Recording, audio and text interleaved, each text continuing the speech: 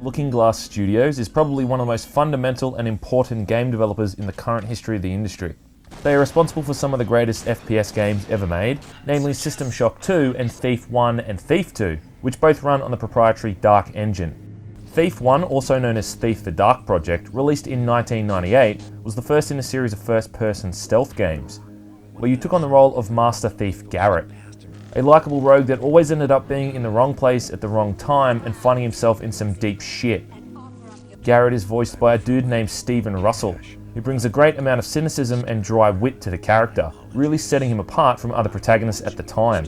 Good thing you're dying, Cuddy, or I'd have to kill you for stiffing me. I really think Russell's performance is objectively good, and I can't imagine there'd be many people, if any at all, who don't find Garrett instantly likeable. Some people in this city are too rich for their own good. Lucky they have me to give them a hand. He can be a total wise ass at times, but also caring and empathetic when needs be. Garrett! Yes, my friend. A brief and optional tutorial mission is available to introduce the player to some of the main gameplay elements, showing Garrett during his training with a secret society known as the Keepers. Afterwards, Garrett simply breaks off to do his own thing, robbing noblemen and dealing with rival thief factions, before he's hired by a mysterious man named Constantine to steal an artifact known as the Eye from a haunted cathedral. The plot then focuses mainly on two major factions, the Hammerites and the Pagans, who each worship their gods, the Builder and the Trickster respectively. Both are polar opposite religious sects that are at war with one another. And without saying too much, Garrett eventually allies with the Hammerites to help contain the larger threat of the growing pagan army and their leader, the Trickster, a sort of half-goat, half-human asshole.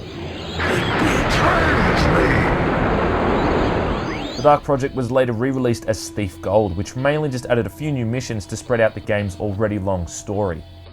Missions are set over large, sprawling maps with multiple objectives for the player to complete, and the entire focus of the gameplay is on stealth and staying out of sight. At the bottom of the screen is a light gem, which indicates how visible Garrett is to his enemies.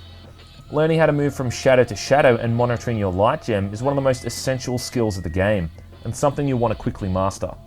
Garrett also has an arsenal of tools and weapons to assist him, with his blackjack and water arrow being probably the most well known.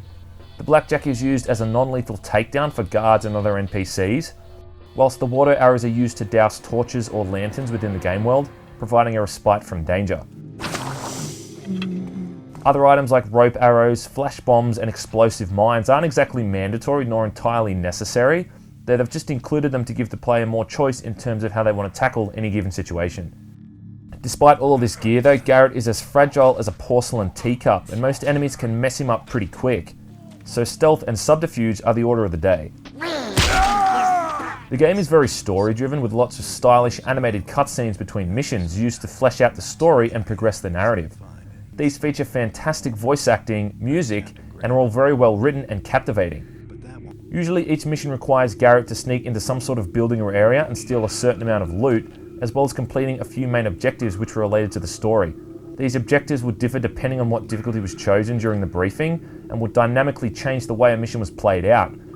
From modifying the amount of loot required to adding multiple new goals and removing the player's ability to kill enemies. This is difficulty modes done properly. When missions are completed, you're also able to use your money earned to buy new gear for the upcoming level, encouraging you to steal as much shit as possible.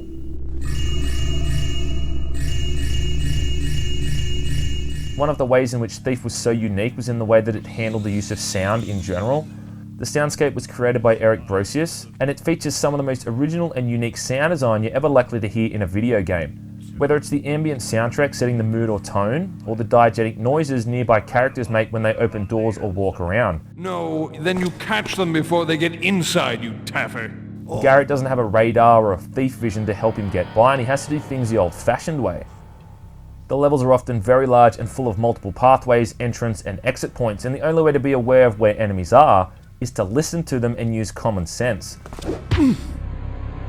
Mainly this is done through their footsteps, but also they can be quite vocal as well, coughing or clearing their throats, or simply greeting a passerby.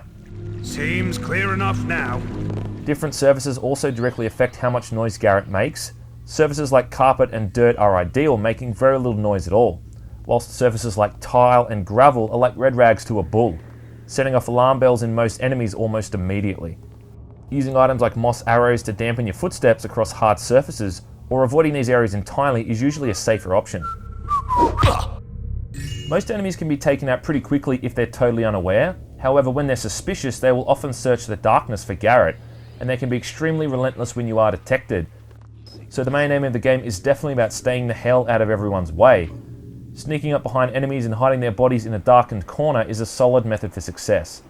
The Thief series is well known for its suspenseful and often horror-based atmosphere, and Thief Gold is arguably the best of the bunch. Some of the missions are straight out frightening, and real Thief fans will no doubt look back fondly on areas like the Haunted Cathedral. Thief's story and theme overall is really original and something that has never been replicated. Even its two sequels kind of deviated away and have their own style and tone respectively. Thief 2 The Metal Age was the first sequel released in the year 2000 and is very similar to the Dark Project. The main additions are a few new items for Garrett to use and a slightly updated graphics engine. In terms of gameplay though, both games are pretty much identical. The main antagonist, Karis, leads a strange cult of half-human, half-robot soldiers known as Mechanists. Once again voiced by Stephen Russell, Karis is a former Hammerite. It is here that our evening ends. Enjoy the music and dance if thou willst.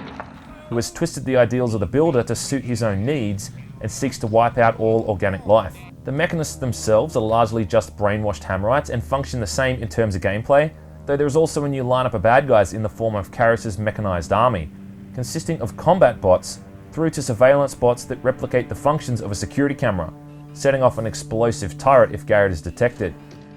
These guys can be shut down with a well-placed water arrow or two to a vent on their backside, or shut down from nearby terminals whenever necessary.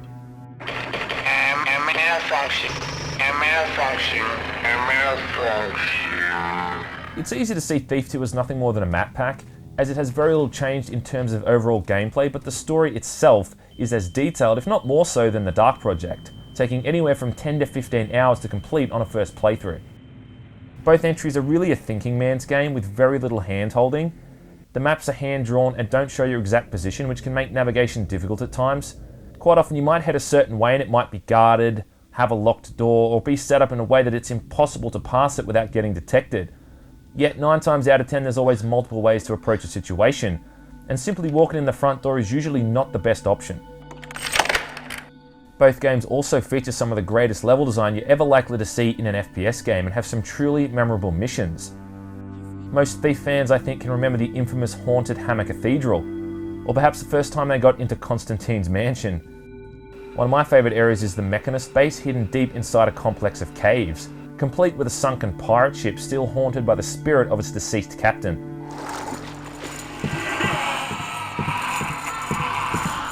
Sadly though, these levels can also be a little bit detrimental at times for a couple of reasons. Some of them are absolutely titanic in size, which is a good thing for the most part, but it can often be really hard navigating the levels if you don't know what you're supposed to be doing or where you're supposed to be going, and this carries across to both games. The objective screen often shows you what your main goal is, however there's often a lot of different factors that go into these goals. For instance, one of the game's larger levels requires you to steal a sapphire vase. Now the vase itself is locked up in a safe, which is simple enough, but the game doesn't tell you that it's hidden behind a large banner, whilst the key itself is kept separated in a lockbox, also hidden in a location on the other side of the map. The only way you find this information out is if you happen to hear a conversation about it between 2 guards.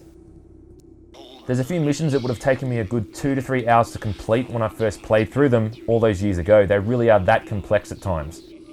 I mean, I can appreciate the depth and complexity in the level design, but sometimes things like this are too confusing for their own good. Enemy AI also seems to either drift between being completely oblivious to Garrett's presence or having near psychic knowledge of his exact whereabouts. Freeze! Other complaints are mainly over some hit detection issues with certain items and some of the buggy platforming and movement controls, but these don't really affect the game too adversely, and it's just a matter of getting used to them over time and, not being a little bitch about it. Trying to pick the better game out of Thief 1 and Thief 2 is like trying to decide whether or not you prefer wearing socks on your left foot or your right. They're really much of a muchness, and what it will ultimately boil down to is which storyline you prefer. Personally, I prefer Thief 2, mostly because it focuses more on thieving and has less of an emphasis on the paranormal.